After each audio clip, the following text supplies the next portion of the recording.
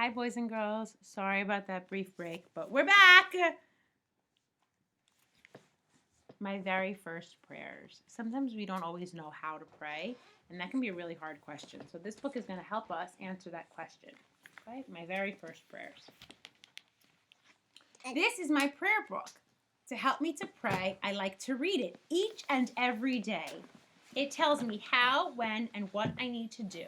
My prayer book helps me speak to God with awesome pictures too. And then we're going to read this book. Not yet. Let's finish this one. Praying with God is like speaking to a friend. As you get to know him, your problems he will mend. You can pray outside or inside, on the playground or at the park. You can pray anywhere, in your bedroom or the bath. Bath? Right? As long as it's quiet and you can think. And that's what you need to do. You can pray when traveling in the car or riding on your bike or when looking out the window at the stars that shine at night. You can pray when you are running, being still, or playing too. You don't need long words. Anything will do. Sometimes praying is just a conversation. Pray early in the morning or at the end of the day. Whatever time it is, God hears all that you have to say. Pray with eyes closed or open, standing tall or with head bowed. You can pray just by thinking or saying words out loud. Right? So even just thinking them, God hears your thoughts. You can pray on your own with a friend or even two. You can pray with your mom at bedtime. She loves to pray with you or your daddy or your yaya or whomever. Whoever you may pray with, wherever you may be, I can guarantee for certain God listens to you and to me. You can pray anywhere. Good job, Michael. That's true. Thank God that you love him and thank him for making you. Thank him for your home, your food, and parents that love you too. Thank God for being by your side each second of the day. Thank him for being your best friend and hearing all you want to say. This is a good book. Say you're sorry if you've upset friends or not been very kind, and know that God forgives you and won't keep it in his mind. And as you learn how to pray, you'll get to know God too. You'll learn that he is kind and good and always loving you.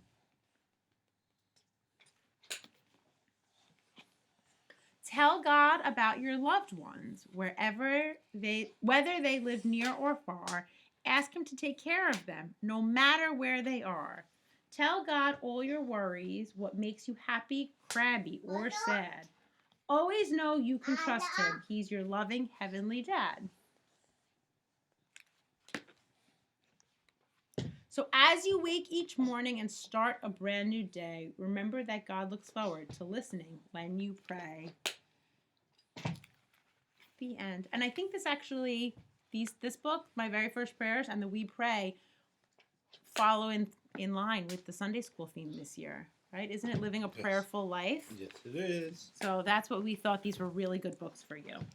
And the last book we're going to read is because what's in a couple of days? It's Christmas. Christmas. That's why we're in front of our Christmas tree, right? It's Christmas. It's a Christmas storybook. A Christmas tree storybook. Now, this book is called Saint Nicholas and the 9 Gold Coins. So that's okay. Let John Peter have the book. Well, do you guys know why Saint Nicholas is associated with Christmas? Father, maybe you can fill in the blanks because we look like somebody took the book. Well, we're going to have to read the book to find out. But St. Nicholas did a lot of good things. Santa Claus. Okay. Once upon a time, there was a boy named Nicholas. Today we call him Saint Nicholas. But when he was growing up, everyone just called him Nick. Nick lived in a town called Presvytera, where ships came and went every day. Yeah. You should have seen them. They were made of brightly painted wood with tall masts that seemed to touch the sky and had sails of every color. This is another book that's really rich, beautiful pictures and illustrations. They almost look like iconography. The men who made up the cruise had an endless supply of tales to tell of their close encounters with fabulous creatures, from sea monsters big as islands to mermaids whose voices could pull a sailor beneath the waves. How enchanting. The sailors also filled Nick's imagination with visions of distant ports and great cities: Alexandria, Antioch, Sidon, Tripoli, Carthage, Rome, Syracuse, Ravenna. Such beautiful names. So many places, all so far away. But at the same time, as close as any ship floating in Batatas Harbor. It was Nick's dream to become a sailor and travel to all the faraway ports that were beyond the horizon, yet share the same sea in which he and his friends so often swam. In the meantime, he asked every sailor he met, "Where have you been and what was it like?" Have you dreamed of faraway places? I know Scary places are really scary. It doesn't have to be scary, just far. Yeah, Nick's far. uncle was an important man in Bardada. He was the bishop. Bishops are really important.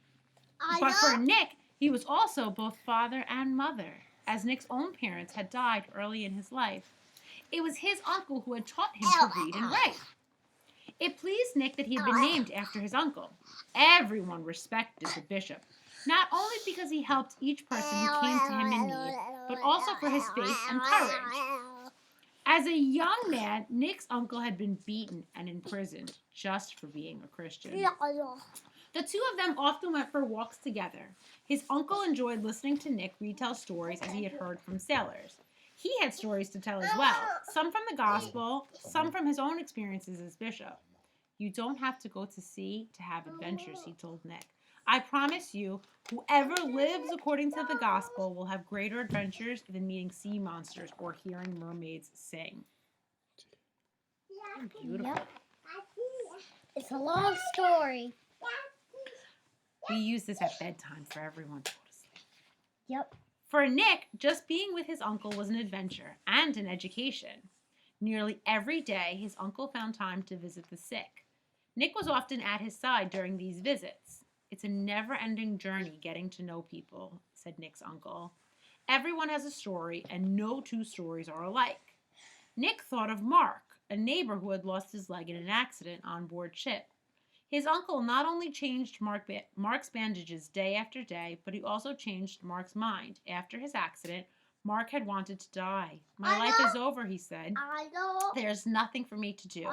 But Nick's uncle found a job for Mark mending nets, which helped Mark want to stay alive. "Restoring hope can be a resurrection," his uncle told him.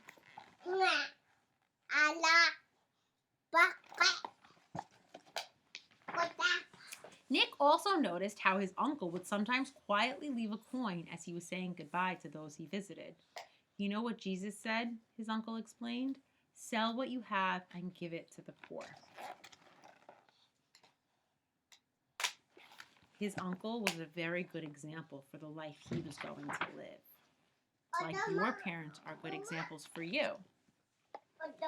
Nick knew that in his uncle's house there was a special chest where his uncle kept a sack of gold coins that had been left for him by his parents. Nick's inheritance. "Should I give the coins to the poor?" he asked his uncle. "It's good that you think about these things," his uncle replied, "but you're too young to make such decisions." By the time Nick was 14, he still had his dream of being a sailor, but he also pondered the example of his uncle's life. Perhaps the voyages God wanted him to take in life weren't by ship to distant ports, but to people nearby. Those trips are just as wealthy. One evening when Nick was walking past a neighbor's front door, he heard a woman weeping. This was the home of a husband and wife whose 3 daughters were old enough to marry, but not one had married yet. I just go to sleep right now. Not yet, Michael. Nick knew... Ew, whatever that is. Spit it out. Nick knew about their problem. The family had no money. In those days, it was the custom that a father whose daughter was getting married had to provide money or property to help the couple set up the new household. This was called a dowry. In Greek, we say prika. But because his neighbor's family was so poor, it seemed none of the daughters would ever be able to marry and start a family of their own. Nick wondered if he shouldn't tell his uncle. Perhaps he would find a way to help. But it seemed to Nick that God had put this problem in his hands and no one else's. His uncle had given him an example of what to do. Nick made a secret decision. He knew where the key was to his chest where his uncle kept the gold coins left for him by his parents. And he had discovered that 3 gold coins would be enough for a dowry. Just 3 coins would make it possible for the oldest daughter, Sophia, to marry. How happy she would be. One night when his uncle was away, Nick opened the chest, found the bag with his inheritance, took 3 coins, put them in a cloth sack, tied it closed. In the dark of night, he threw the sack through an open window into the neighbor's house, then slipped away as quietly as a cat. As quietly as Days later... Bye-bye! I know you want ice. Just please. Days later, the news swept through the town that Sophia was going to marry Anthony, a friend of Nick's. It was a good match. Everyone said 2 fine young people, perfect for each other. Sophia's parents said it was a miracle. A sack with 3 gold coins had been thrown into their home while they were sleeping. Perhaps an angel sent it, said Sophia's mother, her face wet with tears of joy. It was hard to keep from telling his uncle what he had done. But hadn't his uncle often said that giving is most pleasing to God when only God knows the giver? Don't let your right hand know what your left hand is doing, his uncle said, quoting the gospel. Let God be the only witness. The problem was that there were still 2 unmarried sisters, Macrina and Zoe. It had been easy giving 3 coins, but 6 more gold coins would mean that very little of his inheritance would remain safely locked up in the chest. It took 3 months, but at last Nick found the courage to throw a second sack with 3 coins into his neighbor's house. Not long after, Macrina married Paul, and still no one knew where the money had come from. There was still Zoe, the youngest daughter. Must Nick help her as well? Hadn't he done enough? Shouldn't he keep the money left in the chest for his own future needs? One day, he happened to see Zoe walking home from the market and noticed the sadness in her eyes. What right had he to worry about his own future when Zoe's needs were here and now? Hadn't Jesus said, "Don't worry about tomorrow"? That night, Nick took 3 more coins from the chest. With only the light of the moon to guide him, Nick tossed the last sack through the window. But this time, someone spotted him. Zoe's father had been waiting in the shadows. "Ah, so it's you, Nick," he said. "But how is this possible? You're so young. That a boy should care so much about our troubles. It's a miracle." "I'm only following my uncle's example," whispered Nick. "Please don't tell anybody." Zoe's father promised not to tell, but of course he told his wife, who felt it necessary to tell her brother, who told his best friend, who whispered it to the next-door neighbor, who mentioned it to her husband. Each person who knew the secret thought of one other person who could be trusted not to tell. Before many days, everyone in Presvytera knew what Nick had done. At last, the story reached his uncle's ears. "I'm so proud of you, Nick," the bishop told his nephew, "and I know your parents would be too. You cared more about your neighbor than yourself." Many years passed, then centuries, but the tale has never been forgotten. The story of Nicholas, who wanted to be a sailor, but who became Saint Nicholas, Bishop of Myra, a great wonder worker, who, when he was only a boy, gave away 9 gold coins.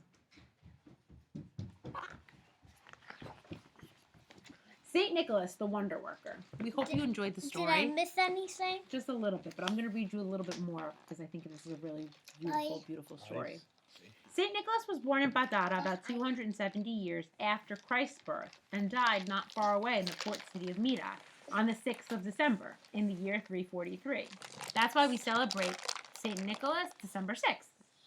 Both Presvytera and Myra are on the southern coast of what is now modern-day Turkey. In Nicholas's time, the region was part of the Greek-speaking world known as Lycia. Nicholas's parents died in an epidemic when their son was still a child. Nicholas's uncle, also named Nicholas, was Patara's bishop. It was he who took charge of his nephew's upbringing and education. As no biography of Nicholas was written until centuries after he died, much of Nicholas's life is known more from legend than from contemporary sources. What is certain is that he became Bishop of Mira and that after his death he was recognized as a saint. Thousands of churches have been named in his memory. He is seen as a model of gift giving and also of pastoral care. The most popular story about him, the one told in this book, concerns his secret to help a family that had no dowry for their 3 daughters. Another story relates to how he managed to stop the execution of 3 men who had been condemned to death by the governor. It was a brave action that led the governor to repentance, but it could have had a much less happy ending for Nicholas. Some stories dramatize his commitment to protect young people, for example, his bringing back to life 3 children who had been murdered and cut into pieces by an evil innkeeper. Nicholas was probably a participant in the First Ecumenical Council, held near Constantinople at Nicaea in 325. One story relates that he was so angered by the heretic Arius who denied the divinity of Christ that he slapped Arius in the face, for which violent action Nicholas was briefly excluded from the council. During a devastating famine that was hit by the region in 342, Nicholas was able to buy grain and save the local people from starvation. Because he was a bishop of a port city, he was pastor to many sailors. Nicholas is regarded as the heavenly guardian of sailors. According to one story, while on his way back to Mira after a pilgrimage to the Holy Land, the ship he had boarded encountered a severe storm. Everyone would have drowned had it not been for his prayers. Sometimes in Greece, a lot of the beaches down by the water, all beaches are on the water, but sometimes they're called Ionikola. I don't know, maybe in your chorio or your family, a lot of beaches are named Ionikola because of St. Nicholas. After his death, Nicholas's tomb in Mira became a place of pilgrimage. In the spring of 1087, with wars threatening the safety of that region, sailors from Bari, a port on the southeastern coast of Italy, removed Nicholas's bones and brought them home with them. A great church was built over the crypt in Bari to honor a saint who had been a friend to the poor, rescued children and prisoners, and saved sailors and famine victims. The St. Nicholas Shrine became one of Europe's great pilgrimage centers. To this day, many thousands of pilgrims come every year. The bones of St. Nicholas exude a clear, watery liquid that smells like rose water. Because his feast, December 6th, occurs just 19 days before Christmas, in some countries the 2 feasts have become connected. In medieval England, parishes held Yuletide celebrations on St. Nicholas Day. Today, the feast of St. Nicholas is still celebrated in several European countries. In Holland and Belgium, it overshadows Christmas as the day of gift-giving. In France, same thing. The Dutch call St. Nicholas Sinterklaas, a name that came with the Dutch settlers to New Amsterdam in the 17th century. By the time New Amsterdam became New York, the name Sinterklaas had undergone a small but interesting change. Have you ever heard of Santa Claus? Okay, the end. We hope you enjoyed it. Do you want to share some Christmas messages? Merry Christmas. I'm back. Jingle bell, jingle bell, jingle. We hope you have a beautiful Christmas and you remember all your blessings, small and large, this holiday season, Christmas season. We love you. We miss you. Hope to see you soon. You better Want to say bye? You better not Bye.